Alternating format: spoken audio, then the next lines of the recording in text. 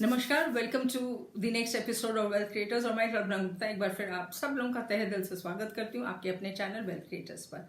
और आज हम बातचीत करेंगे ब्लॉकचेन टेक्नोलॉजी पर। लास्ट एपिसोड में हमने क्रिप्टो करेंसी पर बात की थी और जैसे कि हम सब लोगों को मालूम है कि क्रिप्टो करेंसी जिस टेक्नोलॉजी पर काम करता है वो ब्लॉकचेन है। So today we will discuss in detail but बहुत ही सिंपल लैंग्वेज में ब्लॉकचेन टेक्नोलॉजी समझेंगे। और मैं दावा करती हूँ कि अगर जो ये वीडियो आप पूरा देखेंगे तो आपको टेक्नोलॉजी इतनी क्लियर हो जाएगी कि you can discuss about blockchain technology with all your friends and colleagues and everything and you can become a pro. कोई ये नहीं कह पाएगा कि आपको कुछ आता नहीं है। So you will become that professional as far as blockchain technology is concern. तो चलिए जल्दी से शुरू करते हैं, लेकिन शुरू करने से पहले एक बार फिर और जो अभी आपने चैनल को सब्सक्राइब नहीं किया है तो प्लीज प्लीज प्लीज तुरंत सब्सक्राइब करिए, बेल आइकन को प्रेस करिए और जो विंडो खुलेगी उसमें ऑल नोटिफिकेशंस पर टिक करिए जिससे आपको as and when video is uploaded notification मिलते हैं। तो आज जो हम एपिसोड कर रहे हैं उसमें हम क्या क्या ब्लॉकचेन के बारे में डिस्कस करेंगे। Of course what is a blockchain, we will discuss that, किस कॉन्सेप्ट्स पर वो काम करता है, फिर जो टोटल ट्रांजैक्शन साइकिल है वो क्या है, फिर why is it suppose to be immutable. Immutable का मतलब कि वो चेंज नहीं हो सकता, इट इज वो टेम्पर नहीं हो सकता, उसमें कोई फ्रॉड नहीं कर सकता। तो why is it immutable, then उसके बाद उसकी गवर्नेंस की लॉज क्या है, रूल्स क्या हैं, और last but not the least कि फ्यूचर ऑफ दिस टेक्नोलॉजी क्या है और क्यों इतना हाइप बना हुआ है ब्लॉकचेन पर, क्योंकि every country every person is talking about blockchain technology. तो चलिए लेट अस स्टार्ट। तो now what is a blockchain. तो अगर जो हम सिंपल वर्ड्स में बहुत सिंपल वे में समझें कि ब्लॉकचेन क्या है, तो ब्लॉकचेन जो है एक डिसेंट्रलाइज्ड डिस्ट्रीब्यूटेड लेजर है जो कि रिकॉर्ड करता है डाटा को, which keeps a record of all the data which is given as an input, and all the data is recorded in an encrypted language in a chronological order, and all data is time-stamped so it cannot be changed, it is tamper proof. So this is basically what a blockchain is. तो सबसे पहले तो वो decentralized है, distributed है, एक database है जो कि encrypted form में डाटा को रखता है. So it is basically a storage of data. That is what a blockchain is. So now that we've understood, एक हम छोटा सा डायग्राम देख लेते हैं। अगर जो आप देखेंगे स्क्रीन पर तो you have the first one जो है वो सेंट्रलाइज्ड है। आप देख सकते हैं कि एक सर्कल है और उसके बाद सारे नोड्स हैं और वही पावर हाउस है जो सेंटर है, सारी इंफॉर्मेशन सब चीज़ उसी से लिंक्ड है। फिर दूसरा जो है वो डिसेंट्रलाइज्ड है, उसमें बहुत सारे पावर हाउसेस हैं या पावर सेंटर्स हैं और उसके आसपास बहुत सारे नोड्स हैं। So that is decentralized. अब अगर जो थर्ड पर आएंगे तो आप देखेंगे कि सारे नोड्स का साइज बिल्कुल सेम है and all of them are linked also to each other and this is the whole network, this is a blockchain network. और ये सारे जो नोड्स हैं they are all equal in size. Equal in size means that they are all similar, they function in the same way, they have the same data, they have the same responsibilities, they are exactly similar to each other, they are a duplicate of each other. So this is what is a blockchain. blockchain जो है वो तीन concepts पर run करता है, very important concepts. एक तो first तो ब्लॉक ही हो गया, फिर दूसरा हो गया माइनर और थर्ड हो गया nodes. So it works on three concepts, block, miners and nodes. तो सबसे पहले हम समझ लेते हैं कि ब्लॉक क्या है। अब ब्लॉक जैसे हमने कहा कि जो डाटा है वो स्टोर होता है ब्लॉक्स में। सो अगर जो हम ब्लॉक की बात करें, a block comprises of course data and it comprises of previous hash and then current hash. Current hash जो आप देखेंगे मैंने लिखा है उसके आगे मैंने नॉन्स लिखा है। अब nonce is actually the key to blockchain और ये बहुत ही इंपॉर्टेंट है, ये आपको जरूर जानना चाहिए कि नॉन्स क्या है और कैसे ऑपरेट करता है। और ज़्यादातर अगर जो आप रिसर्च भी करेंगे तो नॉन्स के बारे में बहुत ज़्यादा लोगों ने बात नहीं की। Everybody has spoken about previous hash and current hash, लेकिन करंट हैश कैसे क्रिएट होता है वो बिना नॉन्स के क्रिएट ही नहीं हो सकता। तो नॉन्स जो है मेरे हिसाब say that is the most important part of blockchain technology.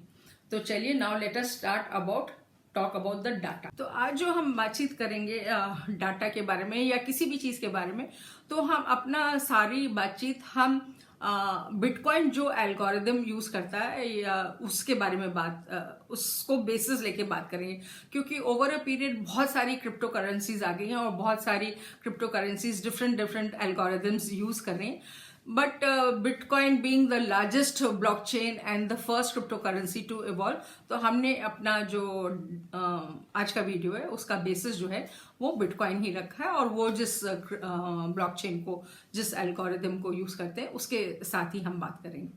तो नाउ टॉकिंग अबाउट डाटा, तो हर ब्लॉक में जैसे हमने कहा कि डाटा स्टोर होता है, और एक ब्लॉक में 1 MB का डाटा स्टोर हो सकता है. एक ब्लॉक मतलब बिटकॉइन का जो ब्लॉक होता है उसमें 1 MB का डाटा स्टोर हो सकता है. अब जो डाटा है वो कुछ भी हो सकता है. फाइनेंशियल ट्रांजैक्शंस हो सकते हैं, it can be personal records, it can be financial records, it can be property records, it can be medical records, कुछ भी, anything can be stored in the data. And why that is the reason why it is becoming important, क्योंकि जो data इसमें एक बार validate और verify हो जाता है तो वो डाटा जो है वो टैम्पर प्रूफ हो जाता है. So this is about the data. और हर डाटा में टाइम स्टैम्प होता है जिससे कि कितने बजे वो एंट्री हुई है, एवरीथिंग इज रिकॉर्डेड. अब आते हैं जो नेक्स्ट ब्लॉक में हमने बात की कि हैश होता है, और जो सेकेंड चीज होती है वो hash of the previous block होता है. लेकिन इसमें जो फर्स्ट ब्लॉक होता है उसमें तो प्रीवियस ब्लॉक का हैश हो ही नहीं सकता, क्योंकि उससे पहले तो कोई ब्लॉक ही नहीं था. तो इस ब्लॉक का नाम जो है उसको जेनेसिस दिया हुआ है. सो द जीरो ब्लॉक इसको कहें, या जेनेसिस वाला जो ब्लॉक है वो ब्लॉकचेन का फर्स्ट ब्लॉक होता है, और उसमें जो हैश है उसको एक नंबर दिया है 0.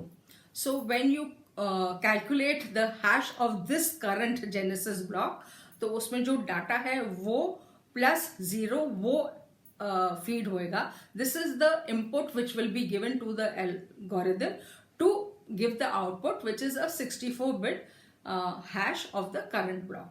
अब ये जो करंट ब्लॉक का हैश है ये जाएगा एज इन ब्लॉक 1, जैसे कि आप डायग्राम में देख रहे होंगे कि वो जो हो जाएगा, it is this hash of the genesis block which becomes the previous block hash.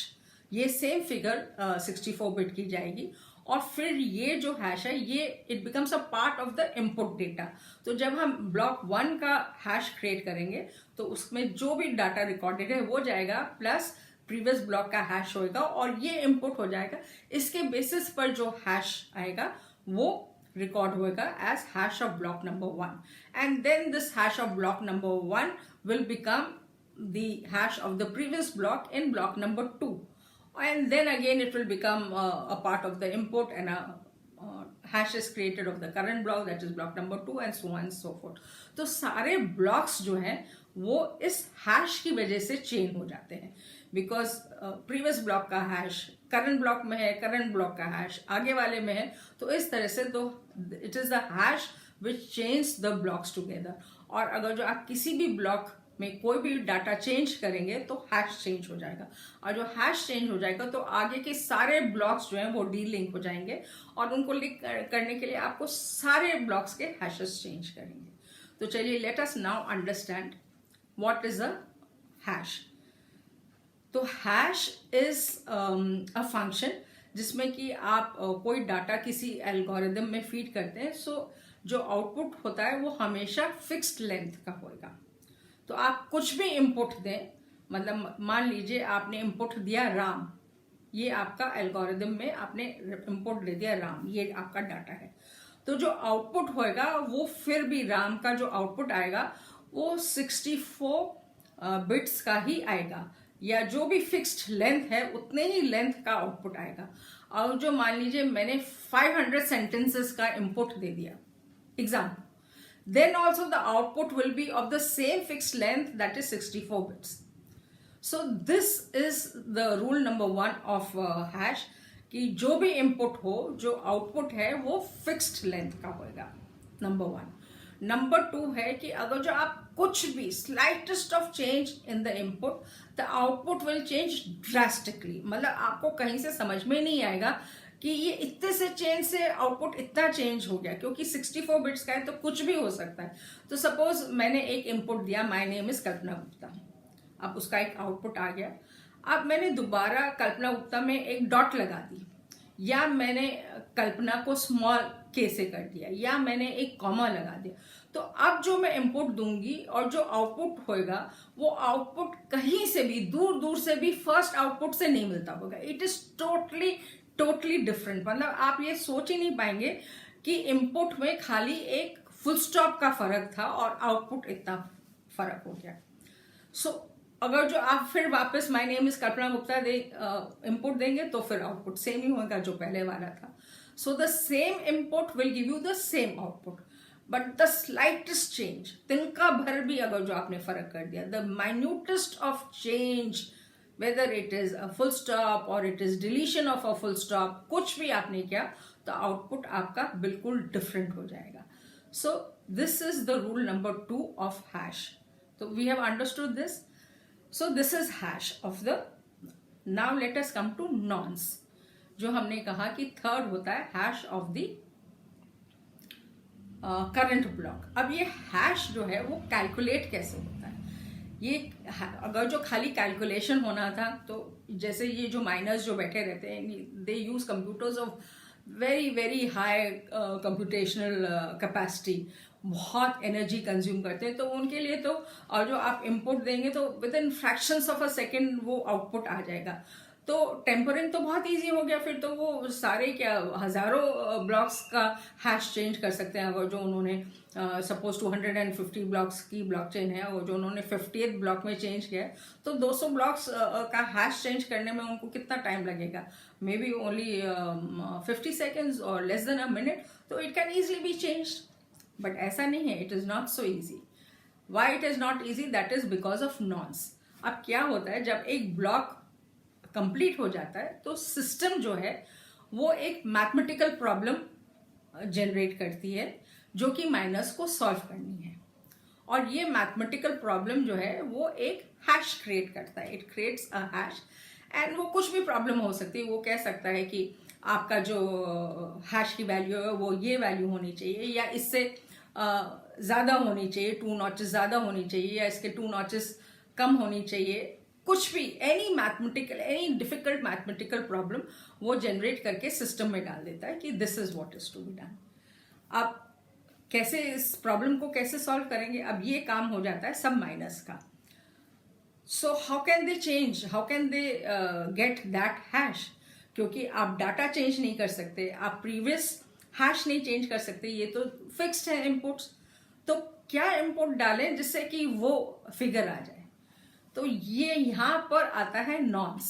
नॉन्स क्या है? That is a random 32 bit number, random number है। और माइनस क्या करते हैं, इस नंबर को चेंज करते रहते हैं टिल ट्रायल एंड एरर होता है। हो सकता है वो 1 डालें, हो सकता है वो 0 डालें, और दे पुट 100 और दे पुट 510 और 10,001। तो 32 बिट्स का रैंडम नंबर है, और माइनस का काम है कि ये नंबर उसमें डालते रहते हैं इनपुट में और हैश क्रिएट करते रहते हैं। एंड क्योंकि ये हम SHA 256 की एल्गोरिदम यूज कर रहे हैं, SHA mean secured hash algorithm, जो कि बिटकॉइन यूज करता है, SHA 256। तो आप सोचिए ये 32 बिट्स और 256, so there are about 4 billion combinations and permutations जो क्रिएट होती हैं। And they keep, it is a trial and error, they will keep changing the nonce and they will keep getting a hash till they don't hit the target hash. So that is why they say that this data cannot be it cannot be penetrated, it cannot be copied, it cannot be falsified. जैसे note, जाली note आ जाते हैं, इसमें नहीं हो सकता। एक बार data fix हो गया। So this is the beauty of the nonce, and this is how a new hash of the current block is created। और फिर ये जो हैश है इस नॉन्स के नंबर से जब वो टारगेट हो जाता है, when it hits the target, it is set कि गोल्डन नॉन्स आ गया, एंड देन जो करंट ब्लॉक है उसका हैश फिर वो सब बाकी माइनर्स को भेजा जाता है। They also validate and verified, और जब 51% एंड अबव उसको हाँ कह देते हैं तो ये माना जाता है कि ये वैलिडेटेड है, वेरीफाइड है, and then it is added. और जिस माइनर ने इसको ढूंढा होता है उसको रिवॉर्ड्स मिलते हैं. So this is about the hash and the miner. I have covered the miner also in this, but this is how it works. Miners का काम है to mine new blocks, and they use a very sophisticated software to find the golden nonce, क्योंकि जब वो मिलेगा तभी एक नया ब्लॉक क्रिएट होएगा. So anybody who finds the golden nonce फिर वो जो है एक नया ब्लॉक क्रिएट करता है, और फिर जब वो सक्सेसफुली माइन हो जाता है it is send to all the other nodes, and when it is basically accepted by everybody, then that block is gotten and it is attached or changed through the blockchain. So this is how a new block is added, and it is the job of the miners to add new blocks. So miners जो है वो एक तो hash discover करते हैं, which is the by use of the golden nonce, and once it is discovered, then a new block is created, which again the miners do. Nodes क्या होते हैं? तो नोड्स जो है वो डिसेंट्रलाइजेशन का सबसे इम्पॉर्टेंट पार्ट है, क्योंकि जैसे हमने कहा कि ब्लॉकचेन जो है एक डिस्ट्रीब्यूटेड डिसेंट्रलाइज्ड नेटवर्क है. तो ये नोड्स जो है these are basically electronic devices जो कि ब्लॉकचेन का सारा डाटा स्टोर करते हैं और मैनेज करते हैं, और जब भी एक नया ब्लॉक ऐड होता है तो वो इन डिवाइसेस पर आके प्रीवियस ब्लॉकचेन के साथ अटैच हो जाता है और वहाँ पर ये डाटा स्टोर हो जाता है.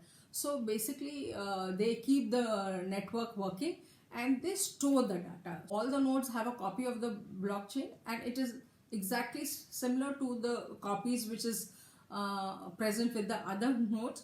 और जो नेटवर्क है उसको एल्गोरिदमली वो प्रूफ करना पड़ता है कि ये जो नया माइंड ब्लॉक है ये वेरीफाइड है, वैलिडेटेड है और सही है, it can be trusted, and only then it is added to the chain. जो ब्लॉकचेन्स हैं वो बहुत ट्रांसपेरेंट हैं, बहुत एफिशिएंट हैं, और हर जो माइनर है, हर पार्टिसिपेंट हर पार्टिसिपेंट जो है उसको एक आइडेंटिफिकेशन दिया जाता है. It is a unique alpha numeric identification होता है उसके पास, जो भी पार्टिसिपेंट है इस चेन का, बिटकॉइन का, तो वो उस के साथ एंट्री ले सकता है, and he can view all the transactions, he can check all the transaction. So it is transparent, it is visible, it is efficient, and it is distributed.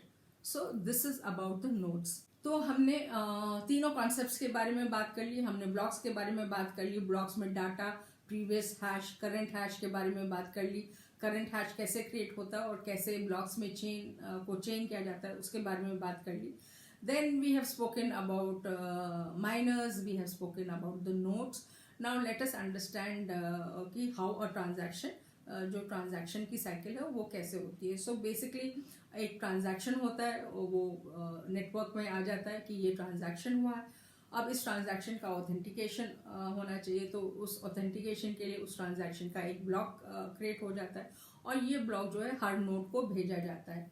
और उसके बाद जो नोड को भेजा जाता है, जो माइनर्स हैं उनको वो चेक करते हैं, उसको वैलिडेट करते हैं उस ट्रांजैक्शन को, और जो भी उस ट्रांजैक्शन को वैलिडेट कर लेता है, या प्रूफ ऑफ वर्क, जो वैलिडेशन का प्रोसेस होता है उसको, जो हमने अभी नॉन्स के साथ डिस्कस किया था, उसको प्रूफ ऑफ वर्क भी कहते हैं. तो जो भी उसको कर लेता है, प्रूफ ऑफ वर्क कर लेता है, तो उसको फिर एक रिवॉर्ड भी मिलता है, because he has found the golden nonce, and उसको रिवॉर्ड मिलता है फॉर प्रूफ ऑफ वर्क. और उसके बाद जब ये वैलिडेट हो जाता है नया ब्लॉक, तो वो ब्लॉकचेन में ऐड हो जाता है. और जब ब्लॉकचेन में ऐड हो जाता है तो ये जो अपडेट है कि ये नया ब्लॉक बन गया है और ब्लॉकचेन में ऐड हो जाता है, वो सारे नेटवर्क को, सारे नोड्स को ये इंफॉर्मेशन भेज दी जाती है, and all of them add that block to their blockchain, and that is how the transaction is completed. अब हम आते हैं कि next, so this is about it कि why is it said that जो ब्लॉकचेन जो है वो इम्यूटेबल है.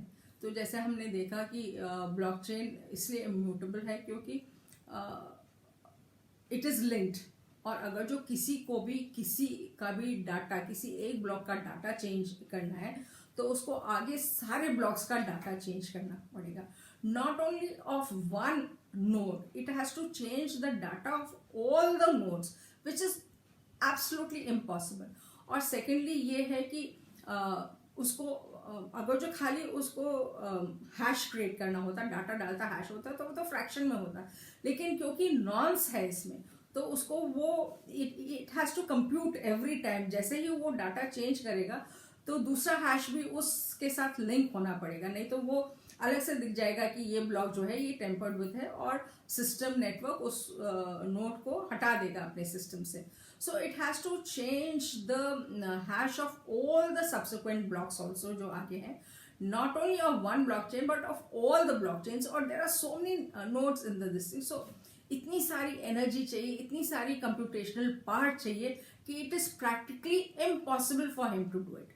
और इम्पॉसिबल, हर 10 मिनट में तो एक नया ब्लॉक ऐड हो रहा है, तो जब तक वो करके चुकेगा तो 10 और ब्लॉक्स हो जाएंगे, फिर उनके चेंज करने होंगे। तो it is very time consuming, it is very energy consuming, and it is not viable. तो इस वजह से ये जो है कोई करता ही नहीं है, because they can not do it. हाँ, अगर जो मोर देन मतलब अगर जो सब लोग मिल जाए, more than 50%, 51% of the people, क्योंकि इसमें डेमोक्रेसी भी चाहिए। 51 कोई भी ट्रांजैक्शन तभी वैलिडेट होगा जब more than 51% of the minus से येस। तो खाली अगर जो मोर देन 51% आपके पास सारे फ्रॉडुलेंट और ख़राब लोग आ गए सिस्टम में, तब हो सकता है कुछ हो जाए, but that is highly highly improbable, क्योंकि इसमें बहुत सारा पैसा चाहिए। It is not easy to buy such high computers with such high computational powers and all. So और सिस्टम जो है वो अपने आप ही आइडेंटिफाई करके उनको थ्रो आउट करता है। So this is why it is said that it is immutable जो ब्लॉकचेन टेक्नोलॉजी। ब्लॉकचेन की कैरेक्टरिस्टिक्स के बारे में बात करें तो of course it is decentralized, distributed है, इम्यूटेबल है, ट्रांसपेरेंट है, एफिशिएंट है, और बहुत सेफ एंड सिक्योर है। तो इतने सारे उसके कैरेक्टरिस्टिक्स हैं, इसीलिए it is generating a lot of interest amongst all the countries throughout the world. अब let us come to the governance issue की इसके रूल्स क्या है। तो बेसिकली ब्लॉकचेन जो है वो एक डेमोक्रेटिक सेटअप की तरह से चलता है, कंसेंसस से चलता है, और कोई भी डाटा, कोई भी ट्रांजैक्शन जब तक कि 51% से ज़्यादा लोग, 51% या उससे ज़्यादा माइनर्स उसको वैलिडेट नहीं करेंगे, तब तक वो ऐड नहीं होता। So the rules is any change or anything if it is accepted by more than 51% of the network, then the participants in the network, then it becomes a rule, and that is how it is governed. So it is a democratic setup, and it works by consensus of the majority. So this is the rule which governs blockchain. अब अगर जो हम बात करें future of blockchain, तो ये technology जो है this is going to become bring about havoc, I will say, in the positive way in the business industry, and a lot of people are using it to store their records, and business to business transfers में भी use कर रहे हैं। और ये जो है it is soon, a lot of countries are also thinking of bringing out a cryptocurrency as a national currency। ये हमने अपने क्रिप्टो करेंसी वाली एपिसोड में भी बात की थी कि आरबीआई भी सोच रहा है कि वो अपनी एक नेशनल क्रिप्टो करेंसी निकालें। China is also working on it, and why they working, क्योंकि एक तो उसमें कॉस्ट कम है, you know, if they come out with that paper, and then India जैसी कंट्री में जहाँ पर इतना काउंटरफीट होता है, आपको पता ही नहीं चलता है कि 1000 या 2000 का नोट असली है कि नकली है। तो इन सब चीज़ की वजह से अगर जो क्रिप्टो करेंसी या डिजिटल करेंसी आ जाएगी, जिसमें कि आप डुप्लीकेशन नहीं कर सकते और फॉर्जरी नहीं कर सकते, तो कंट्री के लिए ये बहुत अच्छा होगा। And apart from that blockchain जो है वो गवर्नमेंट एजेंसीज भी उसके साथ इंटीग्रेशन कर रही हैं और अपने रिकॉर्ड्स को सिक्योर कर रही हैं। तो एक्चुअली तो इकोनॉमी और फाइनेंस में तो बहुत जगह ये यूज़ ही होने जा रहा है, and it is going to be the internet of things. जैसे इंटरनेट ने आके पूरे it changed the way how we work. Blockchain is, again, they say it is a technology with vast potential, and in another 5 to 10 years it will change the way businesses work. So this is all about blockchain technology. I hope you have understood the technology. अगर जो आपकी कोई भी query है तो please write on the comment section. I will try to reply to whatever queries you have. And if you have liked this video, give it a thumbs up, and meanwhile be safe, happy investing and look out for the next video. Next video में हम बातचीत करेंगे कि हम कैसे invest कर सकते हैं क्रिप्टो करेंसीज में, कौन से एक्सचेंजेस हैं। So it is going to be another interesting video, look out for it and meanwhile take care.